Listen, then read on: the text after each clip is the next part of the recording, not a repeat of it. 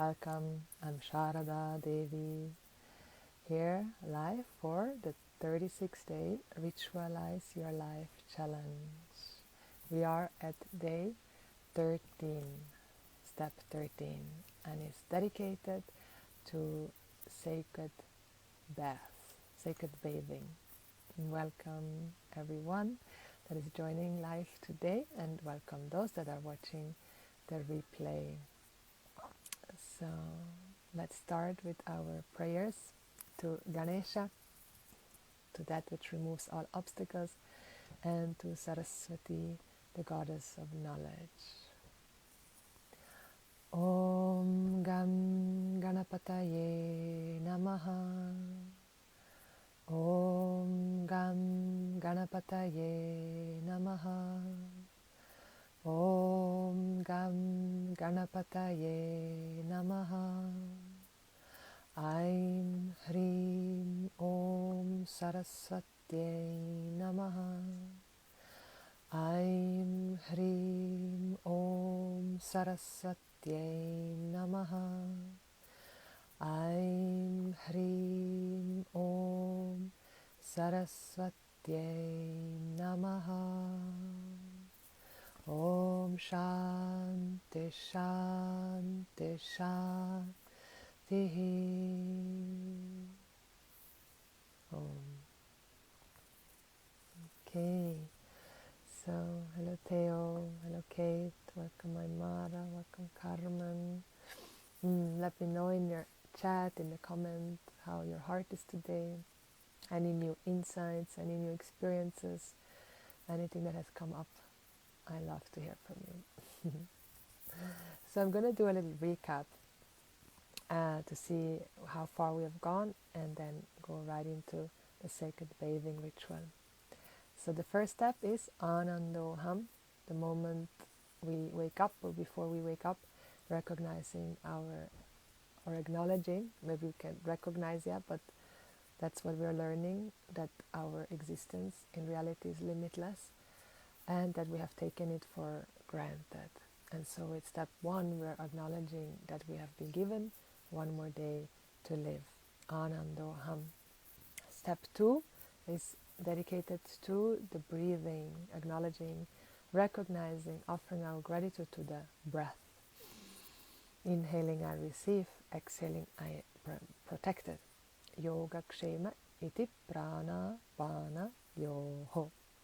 And maybe now the mantras are starting to land, the more we hear them.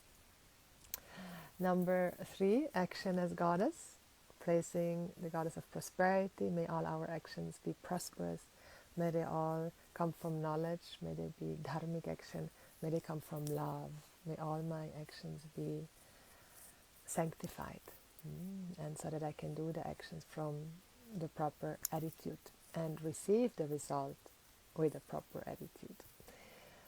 Karagre vasate Lakshmi, Karamadhe Saraswati, Karamule Sthita Gauri, Prabhate Karadarshanam. That was in Sanskrit. Of course, all can be said in English, your language. Hello everyone, hello. Temperature, for those that are bleeding beings that have still their cycle, we can take the temperature to know if we are fertile, infertile those days, and those that do not have a menstrual cycle, we can take a moment to honor the cosmic womb, the Hiranyagarbha. Om Parvatyai Namaha. Number 5 is earth as goddess when we get out of the bed. Om Bhumi Devyai Namaha. Please protect me with every step I make, and I offer my gratitude that I can walk upon this earth. Number 6 was drinking the water. Om Achyutaya Namaha. Om Anantaya Namaha. Om Govindaya Namaha. So asking the water to purify my body, my being, and I invoke that which is infallible, that which truly nourishes into my life. Number 7, checking our mucus. Again, this is for the bleeding beings, and especially, but we can also check our mucus before going to the toilet or other fluids in honor of the fluids that come from our bodies. And Om Parvati Devyai Namaha. And all of these steps that I'm repeating right now, there is one big life, like almost like an hour for each of these steps. So if you go to my feed, you will see a deeper unfoldment of each of the steps, what is really the meaning behind and why we do it, and how we can incorporate that also throughout the day. Number 8 is dedicated to collecting or offering the blood.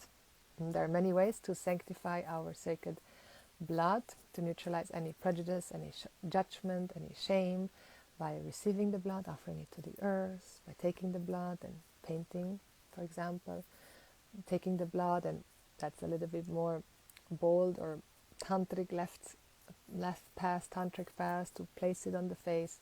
And the very, very strong one is the intake of it. Om Kamakya Devyai Namaha. That was the mantra. Number 9, elimination. So every time we go to the toilet, we take a moment to really acknowledge, like this moment of offering our waste back, taking out our garbage, our waste, like to be present in that, like that enjoyment of, it's so good to let go. That Tyaga Buddhi, that's that attitude of I let go all that is not serving. And we were so used to hold on and out of fear of losing something. But the truth is we don't lose really anything. There's always a gain when we let something go. That was dedicated to Om Samanaya Swaha. Then number 10, many of you like that very much. 10 dedicated to self-care, self-love, taking that moment in the morning or throughout the day to charge our hands with love and give ourselves this loving care, this loving touch, to have this direct experience that really all sensations come from me. All enjoyment, all sensations, they come from me. And when I touch myself, like I get this intimate experience, and then I can bring in the vision that the Veda reveals, that actually everything comes from me. That's a big step. But through the small steps, through taking care of each and every step throughout the day, we do get to making that big step eventually. That big step to owning up the vision that I am everything, I am the source of everything. Om Paramanandaye Namaha. Number 11, charging our hands, receiving the blessing of the sun, and asking our eyesight, our vision to be as clear as the sun, to see things clearly as they are, to be the friend to everything that appears, like just like the sun. He's the constant friend, she's the constant friend being, accompanying us through every single experience we have. And so we're also like showing up and admiring that sun. We're saying, thank you, sun, that you show up for us. May I show up for myself. May I move towards my own self, really. And so we're also honoring the movement. So we did that step through Surya Namaskar, the salutation of the sun, or any other asana practice that honors the movement and the nourishment of the body, temple. Then, number 12 was yesterday dedicated to rest. And so yesterday we did a rest ritual honoring Yoga Nidra or Nidra Devi. Om Yoga Nidra Devyai Namaha. Oh yeah, and I said we honored Gayatri Devi. Om Gayatri Devyai Namaha. Gayatri is the goddess of the sun, and yesterday was Nidra Devi, the goddess of sleep. And so, that's the beauty of the Vedic tradition. There is a goddess, God, a sacred being, a presiding deity, like a protector of every aspect of life. Like even the eyelashes have a protector, even the eyebrows, the hair. Like there's a being for every aspect of this life that is there, taking care of that aspect. And the meaning behind it is that we can get into a relationship with anything and everyone, really, because that's what we seek as human beings. We seek relationship. Why do we seek relationship? Because through the relationship I establish my ego. Through a relationship I establish my ego. And so, of course, it's very important that I establish healthy relationships, because then I establish a healthy ego. If I establish unhealthy relationships, then I will establish an unhealthy ego. And so many of us, we grew up with unhealthy relationships. And so for us beings, for many of us that are on this spiritual journey, we get to really pay a lot of attention of establishing healthy relationships on all levels. And we are here right now doing it really on the level of the body, on the level with the water, in very simple terms, but very profound. And so when I take care of every step, like from the beginning, when I wake up, with the water, with the sun, with the elimination, just imagine what happens when I start to go out of my house, how I'm going to relate to other beings. And we're going to come to that as well. Like, we're only at step number 13. We still have 23 more steps to go. So, but what is fundamental of living a spiritual life is to pay attention to relationships and establishing healthy relationships on all levels. So if there's any aspect, any judgment that I still experience to any aspect of life, there is some disharmony there. And so I know here I pay attention. What am I rejecting? What judgment is there? What have I picked up from my family or society or religion or politics or culture that denies an aspect of our life? And so relationships are very important for us, and through relationships we grow. So we have relationships, we pay attention to healthy relationships, and then as we establish these healthy relationships, we also discover that actually all relationships are fallible. Like, no relationship can always be there for me. And so it's very important to establish a relationship with the God, with the goddess, with something that cannot fail. And so we call that the establishment of the relationship that cannot fail. We call it the infallible relationship. And so the infallible relationship is your relationship with the sacred, with the cause of this universe, with God, with Goddess, with a higher power, with the source, like however you want to call it. But for the human being, it is very important that we have that. Why? Because the human being is an emotional being. And as an emotional being, we all have identified with the human aspect. So me being a woman or a child, relating to my mom, to my dad. And so there is a notion of separation. And in that notion of separation, there's a sense of helplessness there. Right? Because then I see myself as a limited being, as a helpless being relating to the world, to people, and in that separation, there's a helplessness there. Like, the world is so magnificent, it's so big, there's so much to understand, so much to do, so much to reach, and I am this limited being, this limited human being. Oh my God, how are we going to manage all of this? And so we're trying to manage all of this by controlling everything and everyone, including my own life, my own thoughts, my emotions. But the controlling is not going to be sustainable in the long run. Like, in the long run, control is very draining, very exhausting. And so when I let go of control, I get in touch with the part of me that is vulnerable. The vulnerable part is at times helpless. And we don't like to be helpless, because when we are helpless, we remember how it was to be a child.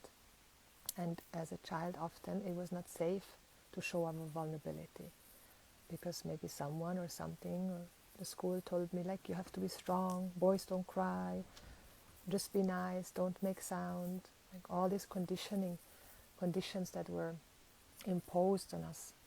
And so coming to that helplessness brings up that vulnerability of the child.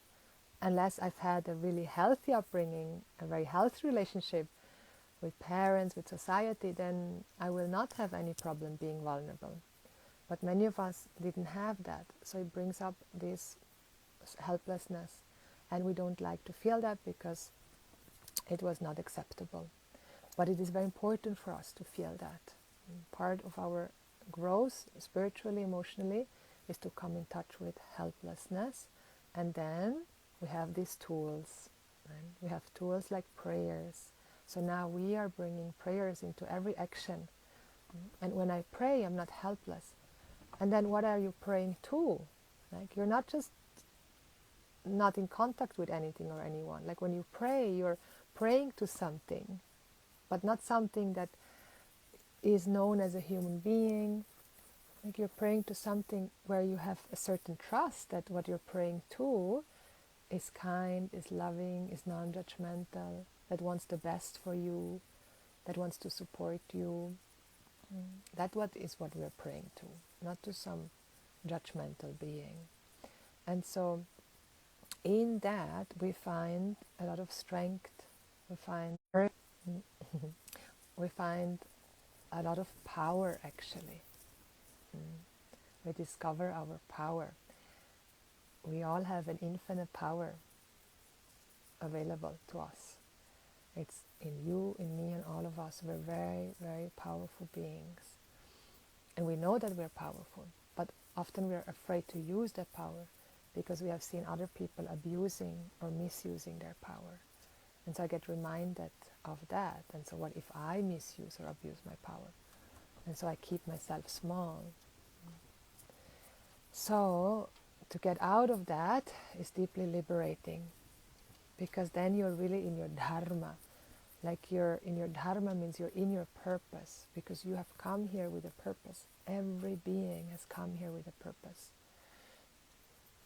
And your purpose, my purpose, is to use this power that has been given, and to not drown in our own helplessness, in our own sense that I am this limited being, because of a conclusion that every being has made, that we are separated from each other. And so the reality is we are not separated. The reality is we are not limited. The reality is we are not helpless. The truth is we are one. We are limitless. And we are very powerful beings. So why not use that? Why not use that power? And do good. Right? To do good. Like the sun is so powerful and does so much goodness for us. And for you, for me, it heats this body, it warms this body, it helps us see what is there. And nature is doing so much good for us. And we are part and partial of this nature. So we are also meant to do good. To do good means, I mean with that, like to contribute. We're here to contribute. And it doesn't mean we have to like do this huge project and prove that we're doing good by saving all the whales. I don't mean like that. It can be like doing your dharma by being the mother, doing the dharma as the doctor, doing your dharma as a writer, but to really do it, that's what is my invitation. To really use and cherish this gift that you have been given. We all have been given this gift of power, and then we all have been given many different skills. And so we can use these skills and do a lot of good, inspire many people, and live in a world, create a world in which we want to live in. So, this is a little bit what has come today. This Sunday I have a very special class coming up. It's a Mistress Master class, 6 hours, 3 sessions. The first session is dedicated to Dharma, to this, like to becoming, to being a Dharmic leader in whatever way that is right for you, but to inspire you to become that Dharmic leader. And the second session is dedicated to mentorship. There we will meet on Zoom, so you can also talk to me. I can ask you questions, you can ask me questions, and I have the opportunity to mentor you. Like if there are fears, blockages, which many people have when it comes to using their power, and to really stepping into their power, to having a vision and following their vision, and using their Kriya Shakti, their power to engage in life and do a change. There are often blockages there. I know for me there were so many blockages, and I had a lot of help to overcome that. And that's why I want to offer that to you as well, And then the third session is dedicated to a very powerful ritual that includes our erotic energy, which is the most powerful force on this earth, shamed and tabooed in our society, but really it's the most beautiful energy. It's safe, it's sacred, and it's given to you. And you can use that energy to manifest your dreams. And so I look forward to that. If you want to join me, it will be an honor to have you, and also spend a whole day with you. It's full moon on Sunday, so it's a very special day, very auspicious to inquire, to study, to honor the truths, dharma, and also then do this ritual together. So I saw there were some comments. Just want to read them. Kate says, I loved what you said yesterday, rest after every action. Yeah. So I've been trying to do that today. Also really enjoyed the Nidra yesterday and listened to it again to fall asleep. I'm loving hearing that. Yes. Yes, a little rest after every action. That is very, really helps to integrate, right? and actually enjoy the fruits of the action. Theo says, Om Devi, I'm feeling incredibly aligned with each step. They seem to arrive just as I need them. Yeah. Quite a few yesterday told me I really needed rest. It was perfect to rest. The yoga nidra yesterday was simply sublime and a precious reminder to be soft with myself. Thank you for sharing that. Ting Ting, hello. Soma Sekaran, hello Nicolo. Marcel, welcome. Colm, Jennifer, Sana, Slow. All those that are still here with me. Christine, Isa, Zune, Womanhood, Nicoleta, so many. Bhakti Bliss Bali. Welcome. Theo, on Sunday we will also still have the live in the evening as well. Yes, we will also have the evening live. Also, we'll probably only be able to attend the first 2 Guru Purnima classes because of the time difference. Is that okay? Yes, you can join 1, 2, 3. It's totally fine, and you also have access to the replay for 2 weeks. Okay, so 13 is dedicated to the sacred bathing ritual. So we have been pleasuring ourselves, we've been moving, we've been resting, and now is a good time to take a bath.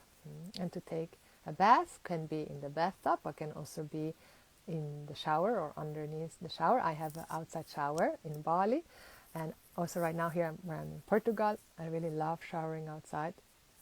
That's what a luxury. And so, sharing here the slides with you, sacred bath. So, English prayer you can say when you're bathing. I invoke the sacred in this water. Like so, we don't take for granted that we have water to bathe this body. So, one of the value in the Vedic tradition is called shaucham. Shaucham means cleanliness. And it's antara shaucham and bahya shaucham. Antara means inner shaucham, which is the drinking of the water, but it also refers to cleanliness of the neutralization of judgmental words. And then the outer shaucham is the cleanliness of this body, to keep the body clean and also the surrounding. Here now we are taking care of this body temple by washing it. And really, one of the important rituals in Bali, where I've been living for 16 years, we go to the water temple to take a sacred bath.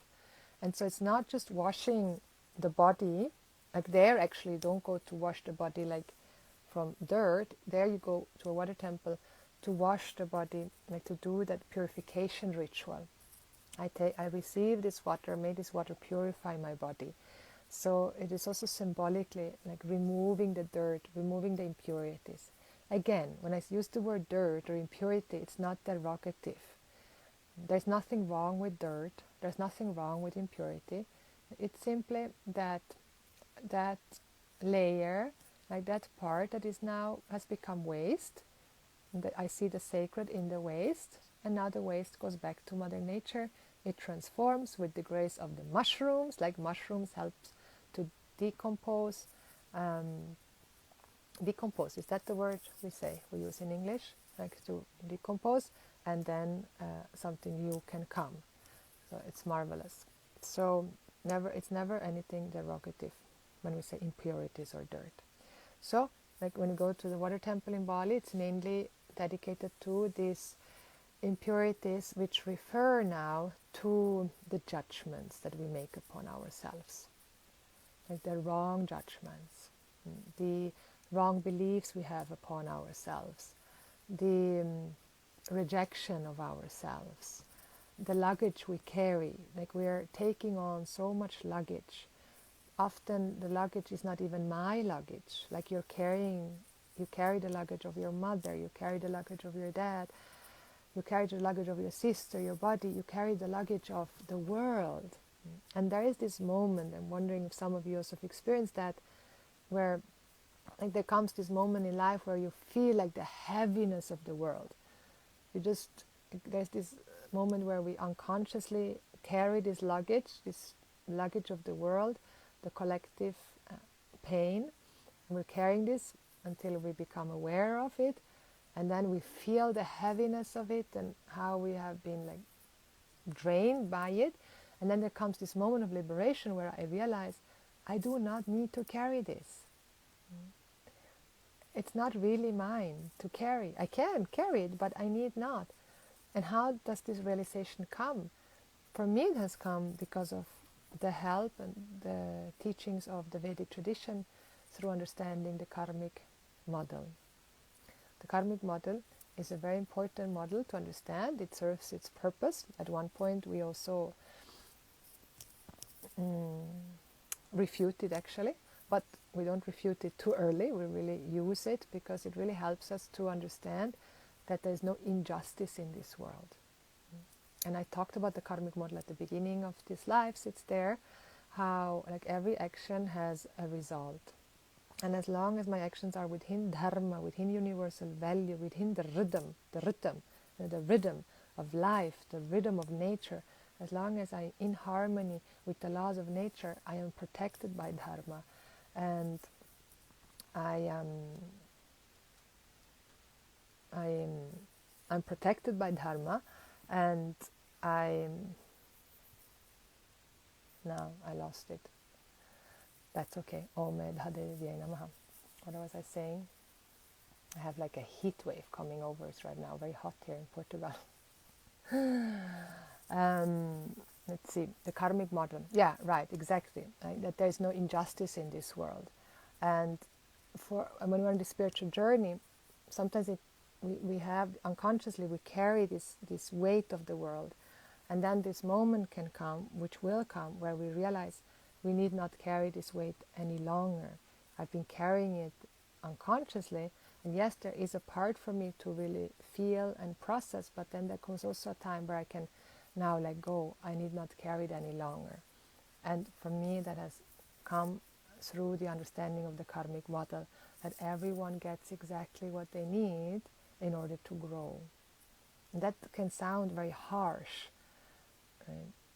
But the truth is, like, nothing happens just by chance.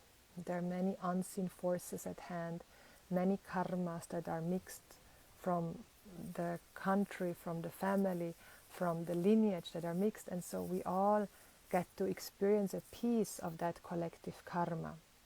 And so a piece is for us individually, for me, for you, to really feel and process. But then we also, some of us, we identify with all of it, and we carry the weight of the whole world. That we can give up. Like that we don't need to do any longer. It's almost robbing someone of their opportunity to grow. It's almost like you're stealing the opportunity for another being to also grow. Because how do we grow? We grow often when we are in pain. Because the pain is not here to hurt us or to make us miserable or to punish us. No, the pain is here in reality to show us that I have made a wrong conclusion about myself. That's really the purpose of the pain. It's here to show me I have projected my happiness, my security, my wholeness onto something or someone other than myself. The truth of my existence is I am a whole and complete and limitless being. when I'm in pain, it's because of a wrong conclusion, a wrong judgment, a wrong notion, a wrong belief that I have about myself. And so in one way, in reality, the pain is a visitor, is a blessing. And so this is what we refer to when we talk about impurities. The impurities that we're washing away, these wrong judgments, these wrong notions. Another way that we talk about impurities, ashuddhi, is ragas and dveshas. Ragas and dveshas are binding likes and dislikes. So binding likes and dislikes is a desire, or a desire for wanting something, or a desire for not wanting something that is binding. What is binding? It means it binds you. You need to have it in order to be happy. That's what you believe. I need to have that. I cannot be happy without it. The opposite is I need to get rid of it in order to be happy. So it's both sides. I need to have it in order to be happy. I need to get rid of it in order to be happy. This is what we call a raga dvesha. And this is another way how we look at impurities. And so nothing really to do like with dirt per se. And so that is what we feel when we take a sacred bath, where we're taking this bathing ritual to get rid of these judgments and these binding likes and dislikes. And the binding likes and dislikes, how do you know you have them? Well, they will become very obvious when you are engaging in something and then you have a reaction. You having a reaction is an indication that you have a binding like or dislike, basically, in very simple yet very profound terms. So this is like the teaching of the Gita. There we go, especially in chapter 3, very deep into the understanding of binding likes and dislikes. It really, actually, in reality, it boils down to binding likes and dislikes. Like the Veda says that we are a bundle of binding likes and dislikes. Human beings are a bundle. We are filled with binding likes and dislikes. So we have become slaves to our own desires. And so what the Veda, Mother Veda, is here to help us without any agenda for us. She says you can take it or leave it. Like there's no pressure from her side. But if we want, she can show us how to become free from being a slave to our desires. Isn't that wonderful? Like she doesn't tell us you should not have desires. She simply says you can be free from desires. Like the binding desires, the ones that create reactions in you. Like the ones that do not create a reaction in you, there's no problem with them. We can have as many non-binding likes and dislikes as we want. They're not an issue. Like you are very free in regard to many, many, many, many things. Like you maybe go to the restaurant and you like coffee and tea equally. So if you get a coffee or a tea, you are totally free. But for some people, there's a big difference. Like if they do not get their coffee, they get angry. They have a reaction. And so there's something to look into. And so, like we can take this bathing ritual to a whole other level. You can simply wake up, take your shower, and just clean the body from the sweat or these things that we have in the eyes when we wake up. Just a simple bath. Or we can say, I invoke the sacred in this water and wash all my heaviness away. Wash away all my impurities. Wash away all my judgments. Wash away all my binding likes and dislikes. Yeah. So it can go so deep, these bathing rituals. This bathing, number 13. And thank you for this body. Like there's also a moment to thank your body, because most of us, we have not learned to thank this body. Most of us have learned to judge this body constantly, like, and always find something wrong about this body. Like it should be stronger, and it should be tighter, and it should be browner, and it should be whiter, and it should be taller, it should be bigger, it should be more flexible. Like it should. We have so many agendas for this body. So like, how does this body feel? It feels very exhausted, because the body is just here, and it's actually here as a gift meant to be our instrument for us to actually enjoy this body, play this body, create exquisite music with this body, and that I can enjoy this body, this instrument, and everyone else around me as well. But no, we have used this body, and it has become rather than an instrument and something that we enjoy and play music with it and see it as a gift. We look at it as almost a curse, right? As a problem, as something that bothers me, and so then I have to take care of this body. And so that's why Saraswati, the goddess of knowledge, the one that we've been chanting to, her form is this beautiful being that holds a veena. And she holds the instrument of the veena, and the veena, the instrument, refers to actually the body. So in that beautiful form, she is a deity, a form, an inspiration for us to also treat the body the way she treats the veena. Like she holds this veena with so much reverence and so much care, and she tunes the veena, and she plays the veena. She plays exquisite music on the veena. She takes care of the veena. It's her instrument. And so in the same way, your body is meant to be your instrument, for you to take care of it, for you to tune it daily. Daily. Right? It's for daily giving rest, for daily moving it, for daily touching it, for daily going through elimination. Like it's a daily Angelegenheit in German. It's a daily affair that you have with yourself. And so when we start to really establish this daily affair, this daily relationship with ourselves, you liberate yourself so deeply from all the neediness and all these binding desires that you have towards your partner. These deep, intense desires, which are beautiful and sacred. Like I champion and celebrate all our desires, and yes, have them, express them, and I want for you to fulfill them. But I also want you to be free from them, free in the sense of you can fulfill them and you need not. And if your partner gives it to you or not, you're still free, you're still full in yourself. That you can have that. You have the power of coming to a place in your life like that. And it requires, yes, some discipline and commitment to ourselves. So basically, that's what we're doing here with this step. I invoke the sacred in this water. Like in the water, I invoke the sacred, wash all my heaviness, all my impurity, all my judgments away. I'm grateful for this body. And then you let this water wash over your body, and you feel how the heaviness, the impurities, the judgments are washed away from your body.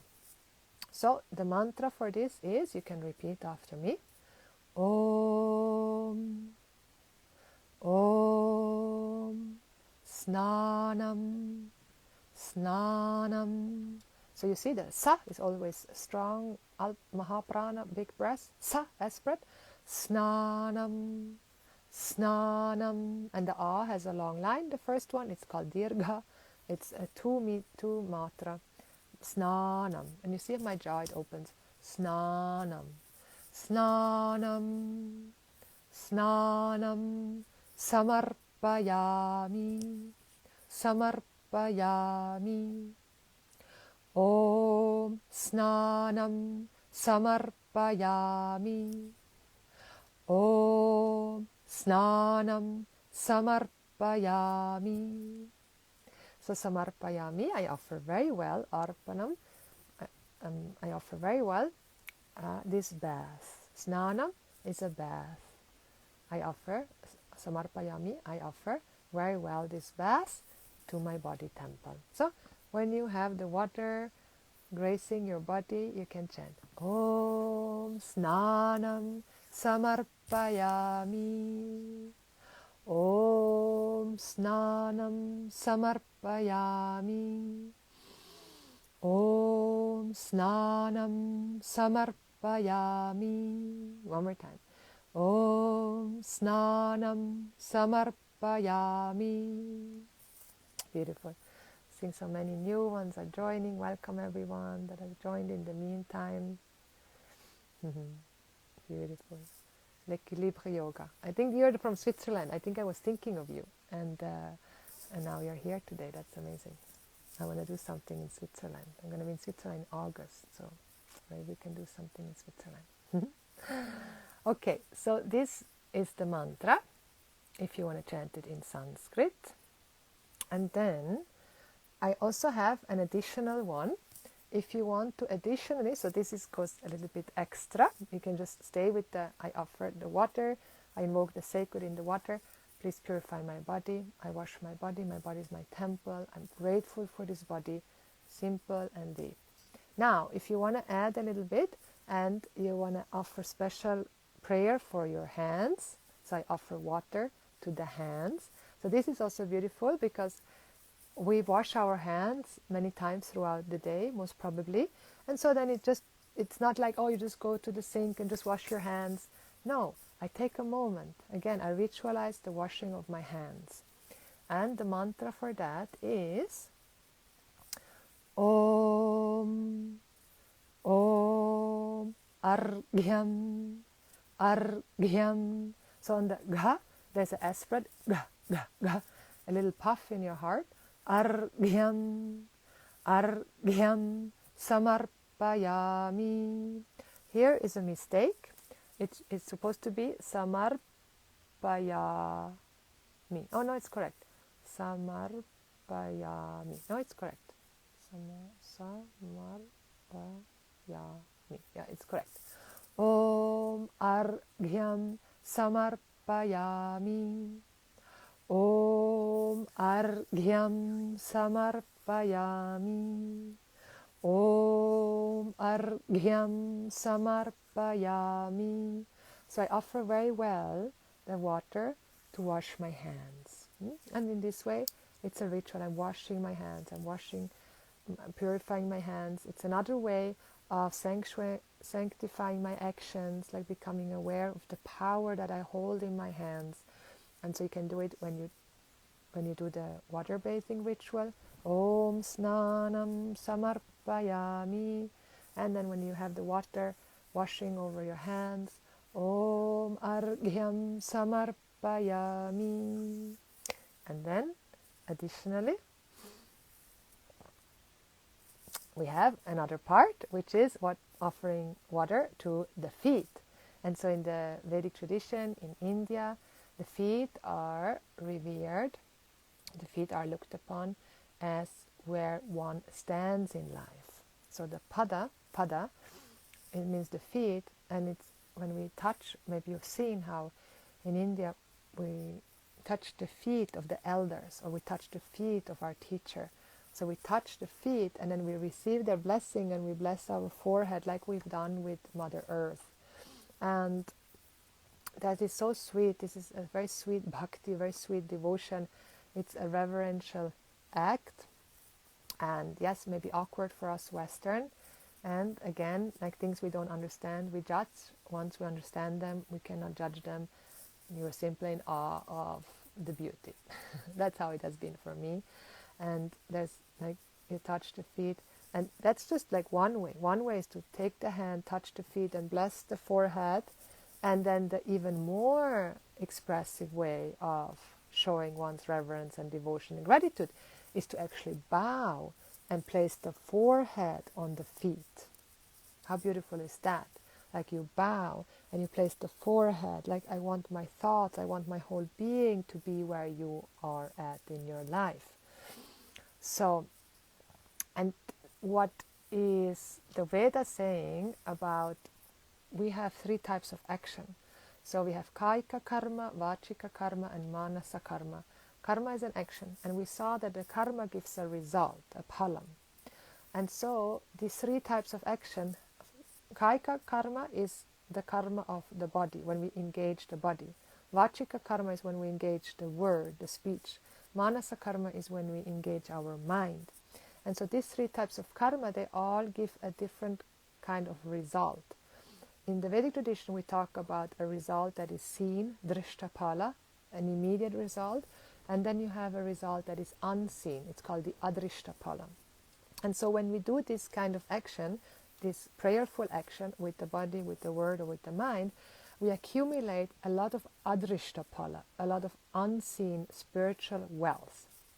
And now, the Veda says, when we include the body, when we engage the body, the more we engage the body, the more spiritual wealth we accumulate, the more pādyam we accumulate, the more unseen wealth we accumulate. And so, basically, like, there's a difference between, even though it's so subtle and like, maybe you think like it doesn't matter, but there's something there. Like, just take the hand and touch the feet and place the hands, or if you make the effort to actually bow and let your whole body go down, like it's a bigger action. There's more effort involved, and so then the pādyam is bigger.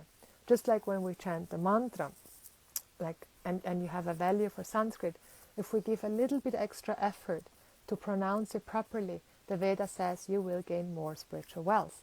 If you do a puja, which is a ritual where we bring offerings, and it says the more offerings bring, the more spiritual wealth you will gain. And of course, even spiritual wealth can be golden chain. It's very important to remember also. We can get caught, like we see that sometimes in Bali, that people sometimes almost get a little bit caught in the offering also, because we have to give so much, and people sometimes put themselves into poverty, which is also not so healthy, and that we can also get caught. And so even like spiritual wealth can become a golden chain. But like for many of us Western, there's still a lot to make up for.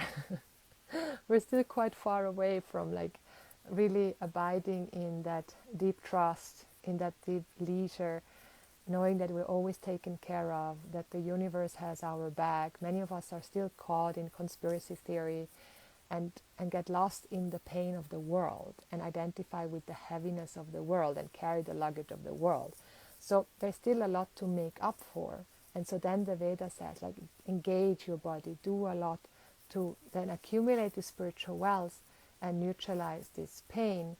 And then eventually, like, there's less and less we do, because eventually we realize that we are not really a doer in any way, actually. The self is not really a doer. So you see, the Veda, it stretches very far. It covers every corner of our experience from wherever we are at right now in our life. So that is a little bit of background. And so additionally here, I gave some extra steps. You can offer also water to the feet.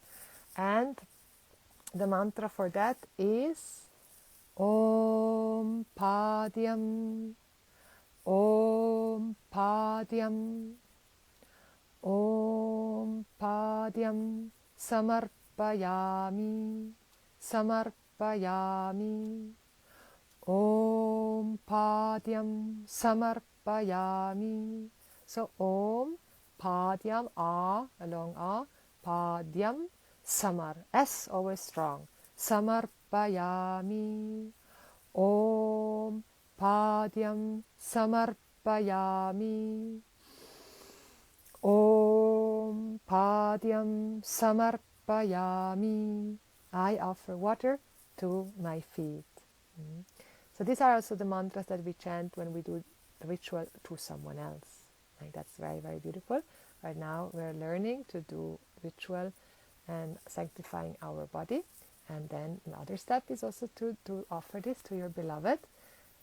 We do that in our upcoming immersion in Portugal. It's called Nectar of You in October, 7 days of lots and lots of rituals like that, where we honor ourselves and also learn how to really develop healthy, beautiful, inspiring, mature relationships with other beings. If you want to join, send me a message. Then the last one. So wash your body, let your body be caressed by your own soft touch and the water. Right? That's where we have now these mantras. Om snānam samarpayāmi. Like, you really feel the water on your body. Om arghyam samarpayāmi. You take time to wash your hands and bring softness and sensitivity to your hands. Then you go down, Om pādyam samarpayāmi. You wash the feet with care, with love, caring for your feet. And the feet are the ones that carry you everywhere. And taking care of the feet is, your whole body loves it. All the acupressure points are in the feet. Reflexology, you can go for reflexology once a week. I do that in Bali. It's so wonderful for our overall health. So this is it. Yes, I covered the mantras for this step number 13, ritualizing our bathing. Do you have any questions? Please let me know in the chat. Any comments, any sharing, how it lands for you. I love to hear from you, how it feels to ritualize your bathing and the washing of the hands, the washing of the feet. Like just talking about that, imagining it, we're feeling this caress of the water and the lightness that comes with it. And so then you can bring that also into every time you wash your hands. It's so beautiful. Kate says, I'm running a bath now. Wonderful. Om snānam samarpayāmi. Yeah, like because we cannot all go to India and take a holy bath in the Ganga, so like we can save the money. Not, I think it's a very great investment to go on a pilgrimage and invest for this kind of journey. But if I cannot, then you can have a holy bath in your bathtub and ritualize that moment and have the same benefit, really. Like that's the power of our prayers, of your intention. You can superimpose Ganga in your bathtub, right, and have the same effect. Theo says, this is so beautiful. Can I also chant this when massaging the hands, feet, or does that change the samarpayāmi aspect to another word? Yes, you can also chant it when you massage the hands and the feet, exactly, absolutely. Yes, because it's really like I offer, you can offer anything. Here we're offering now water, but you're an incredible masseuse being, and you can also chant this as you massage the hands, the feet with oil. Like it's this care for the hands, for the feet. For any aspect, like we could do that for the breasts, we can do that for the shoulders. This is also part of the Vedic tradition to like really nurture the body, taking care of the body so that we have a healthy instrument to engage in the world. We can only nurture others really fully when we nurture ourselves. I know some people don't agree with that. That's okay. I do feel it is like that. We cannot really fully nurture one another. Like if we are not nurtured ourselves. There is some nourishment there, but like if I'm not nourished, then it comes a little bit with that energy that I myself am drained, and then this is also passed on. So very important, our self-care. So we conclude here. Thank you so much for being live again. I feel so inspired and in awe that we're showing up here every day for the 36 days Ritualize Your Life Challenge. May this bless you profoundly the rest of your life, and discovering the simplicity and depths in every moment, and through that your life becomes meaningful and purposeful and magical here and now. No need to wait for anyone or anything. It's all here with you in every given moment. Oh, thank you so much. Thank you, Theo. Thank you, Christine. Much love. Oh.